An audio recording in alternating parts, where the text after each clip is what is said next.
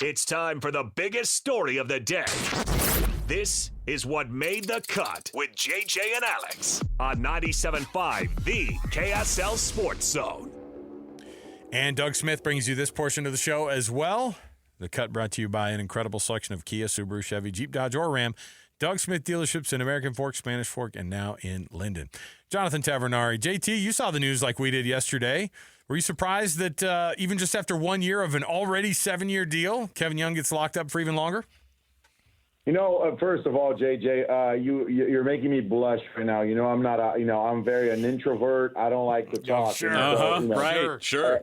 As you said those things, I started to blush here. But, the one thing that I will say is the moment that Brian Santiago became the athletic director, one of the first things he said was the top priority was to lock in Kevin Young.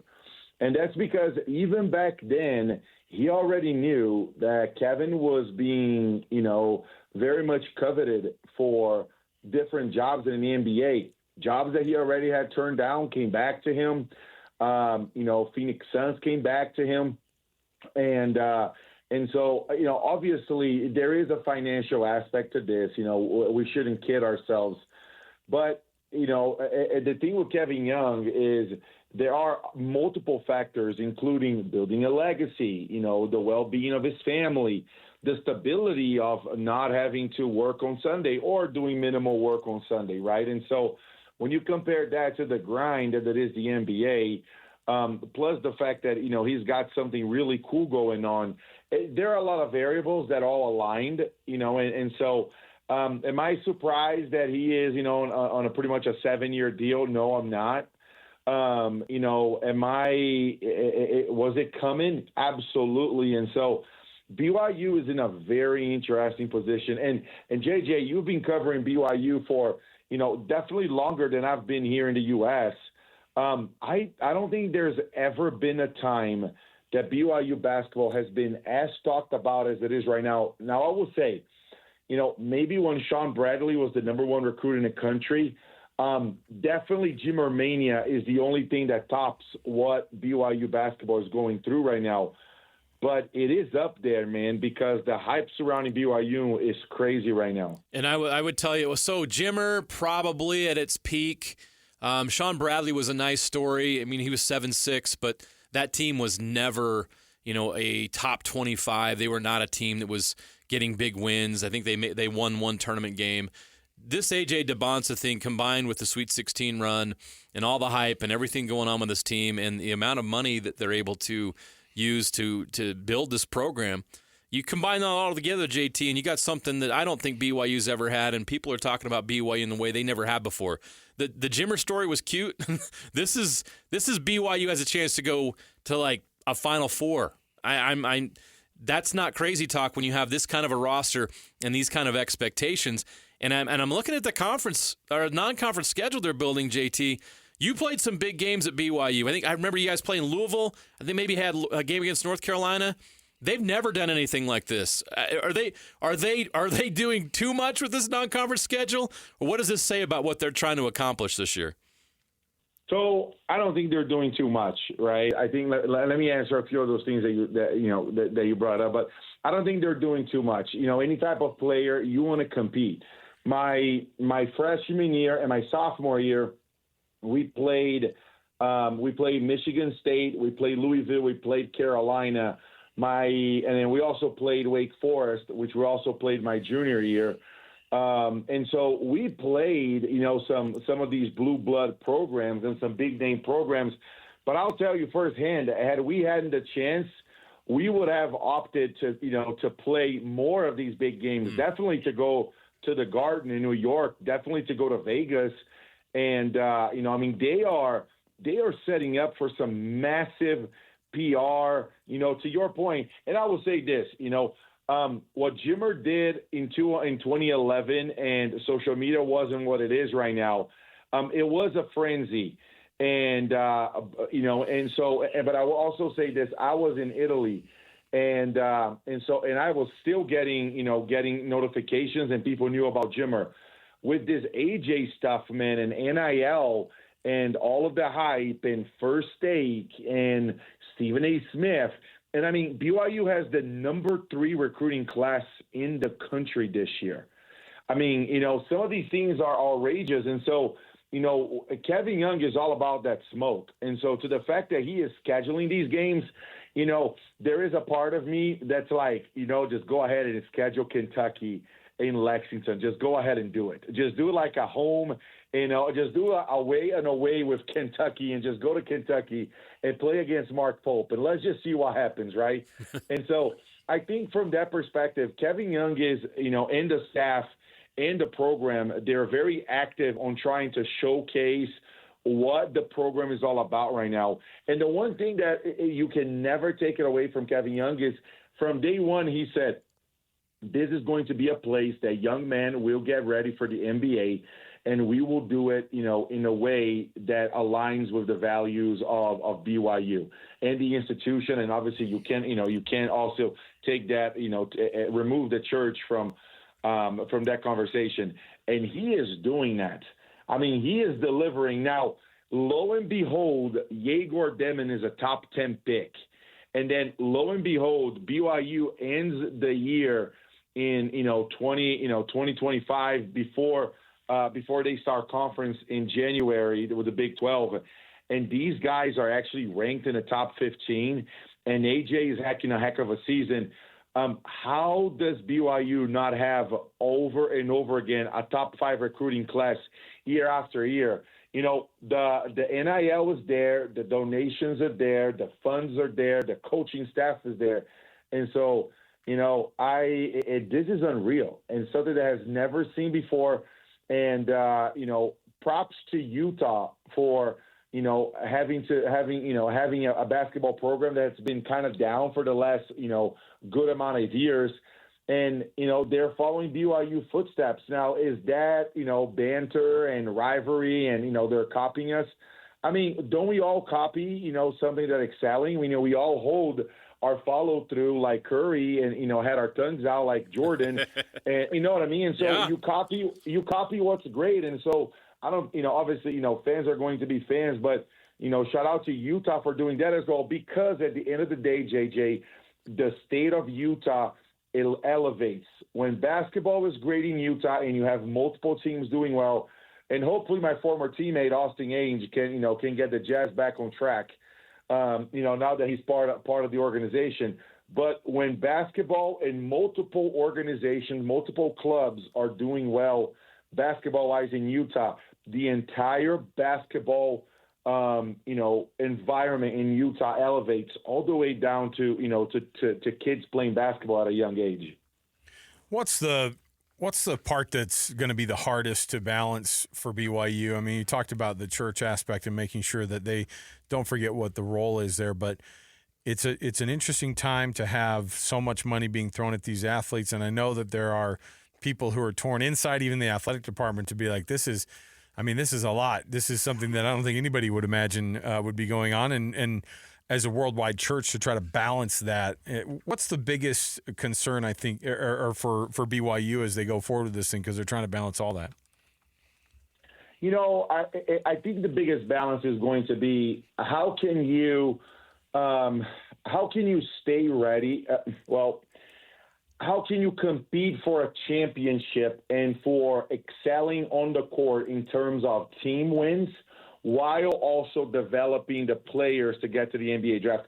That to me is the biggest thing, JJ. And last year, Kevin Young did an amazing job of getting BYU to a place where, they weren't fighting for a Big 12 championship, but they were very much fighting to stay in that top 2, 3, 4 spot.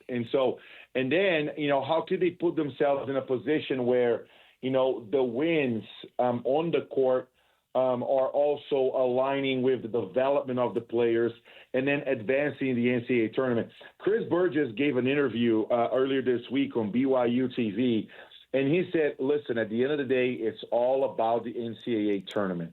And I think that's a fair thing to say. Winning the Big 12 is not easy, right? And that's because, what BYU is doing right now, Houston has been doing for a while, Arizona has been doing for a while. I dare to say Baylor's been doing for a while, although Baylor had a massive roster, revamp. But, to get BYU to a point where BYU is also fighting for championships in conference, a conference tournament, which, hasn't happened, since McKelly Wesley was in town, in the late 90s, early 2000s, with a team that had Terrell Day and Trent Whiting.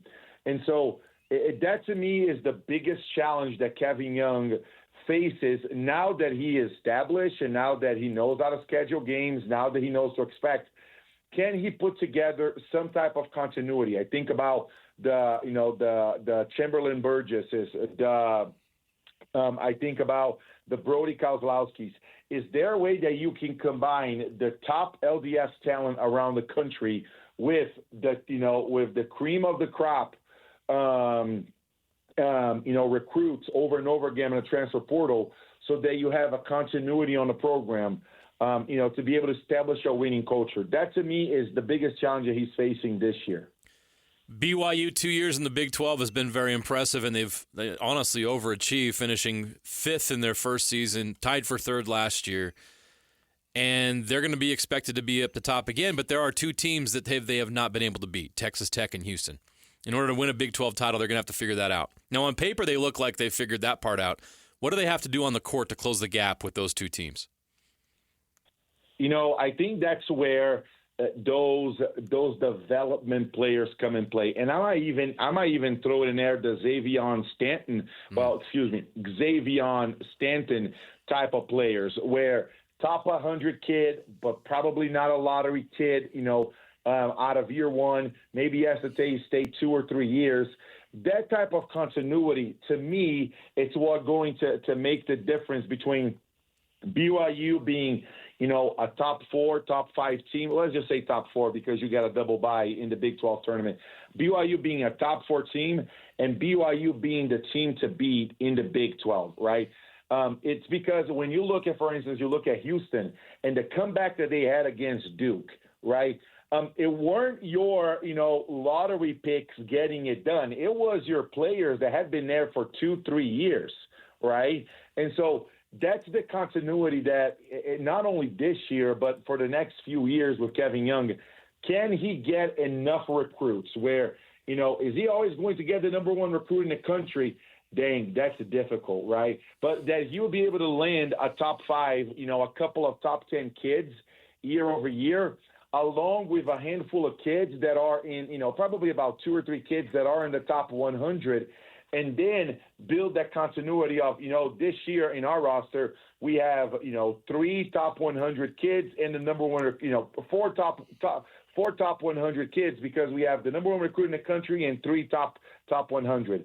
Well, next year, AJ is gone, right? But then you have 3 top 100s from the year before, and then maybe 2 impact transfers, and then another guy that's on the top 10. So you get to a point that maybe next year or the year after, Kevin Young has a loaded roster of 10 players, that all 10 players have been top 100 in high school. And to me, that's the separation of the Dukes and the Carolinas and the Kansas and, the program, and, to be more specific, with the Texas Tech and the Houstons for BYU to get to that level. It's one of those things that it takes time. It's not easy for you to overhaul your roster. Kansas State did it a couple of years ago, and they went to the Sweet 16, but then look what happened last year. They had a big drop. And so reminds a little bit, JJ, of how Dave Rose built the rosters as I was in, with the Keena Youngs, with the Trent Places, with the Lee Camards, with the Noah Hartsogs, with the Jackson Emerys, and the Collinsworths, and the Hawses. And so it was a progression of we're going to stack players and stack players and stack players. The only difference is now Kevin Young is doing this by paying guys $1 million, and also their level is much above ours. Like I was a good player. I wrote a lot of the history books at BYU, but I'm aware of myself, man. You can't put me on the same pedestal or the same level as, the Xavier Statons and, the Robert Wrights and the AJ DeBonsas and so on. They are in another stratosphere, another universe, but that's the reality for BYU basketball right now. Your former teammate Austin Ainge took on a big challenge this week as the president of basketball operations for the Utah Jazz. It's a massive job, and Utah Jazz fans are hoping he gets it right. You played with him. You played with him as a player. I'm sure you followed his career. What attributes did he display as a player when you was your teammate that now show up in his NBA career and what he's trying to accomplish? The very first practice that I had, JJ, and you remember because you covered BYU, I was a McDonald's All-American nominee. Yeah. I averaged 23 and 11 at Bishop Gorman, and being ranked in a country high school, which is something that you don't see it every day. Rankings were a little bit different back then, right? And so there was not necessarily a ESPN index and so on. But I was a highly touted recruit coming out of high school. In my very first college practice, I cried. I remember leaving practice and going, how am I going to run and shoot and score and defense and how am I going to survive this? And I just went to a corner and I just started crying. Austin saw all of that, and Austin walked behind me, came and kind of sat down next to me and put his arm around me and said, JT, you got this. It's okay. It's going to be okay. You're an amazing player. My first college practice, I was probably 10 times worse than you. Yeah, just give it time. You got this. You will figure it out. And that's all I needed, right? I knew how to play. I was good, right? But that to me showed a lot of leadership from Austin. And, the way that he has done that, either at SUU or even when he became a coach at the G League, but you could tell that he could evaluate talent. He was very organized, he's good, right? People will talk about, nepotism and this and that, but what's different from learning from one of the greatest GMs and front office personnel of all time and having a CEO of $1 billion company, train his son to do the same. I think Austin has done an incredible job throughout his career of being successful. And let's be realistic, right? If it really was nepotism, why didn't the Celtics get rid of him the moment Danny Ainge jumped ship? Right. Yep. And the Celtics didn't. They kept promoting the guy. You know what I mean? And so, call it nepotism, but, my son is not, getting the job done. There's no way I'm going to figure out a way to keep him around, much less on a job that I'm not even there anymore. And so Austin is very capable. He's an incredible basketball mind, always has been. And, that experience my freshman year and my entire freshman year really stuck out to me, his leadership. And, I am a Laker fan, but, the Jazz are a close second in my heart. And so I'm excited to see what he does here in Utah, hoping the Jazz can turn his team around, sooner rather than later. Jonathan Tavernari joining the program, JJ and Alex. Thanks for being with us, JT. We appreciate it. And, just stay humble out there. I know it's tough for you to talk about yourself sometimes. And so, I know it was tough to get through that today. So we appreciate it. Listen, you're embarrassing me now again, and I'm blushing. And, So I'm going to try my best, JJ. I don't know. I can't remember all the numbers from Bishop Gorman, but let me give it a shot. I love that. I love it. You know what? Can I tell you guys? I am proud of what I did. All right? If it wasn't for basketball, I would be back in Brazil selling rice and beans or something, all right? Or probably be running a slum and be a drug lord. And so basketball saved my life. Wow. Jonathan Tavernari, drug lord. Aggressive. It allowed like a Brazilian soprano situation going on? Look what BYU basketball did for you. What are we talking about here? Listen, basketball allowed me to move halfway around the world, get me an education and the life I have today. And so, I'm just going to say, I'm going to drop it out there. Very few international people here in the U.S. has had the career that I had. And I'm proud of it, and, I talk the talk because I walk the walk. Well, I will say, so Stevenson Sylvester, of course, played linebacker at Utah, played in the NFL.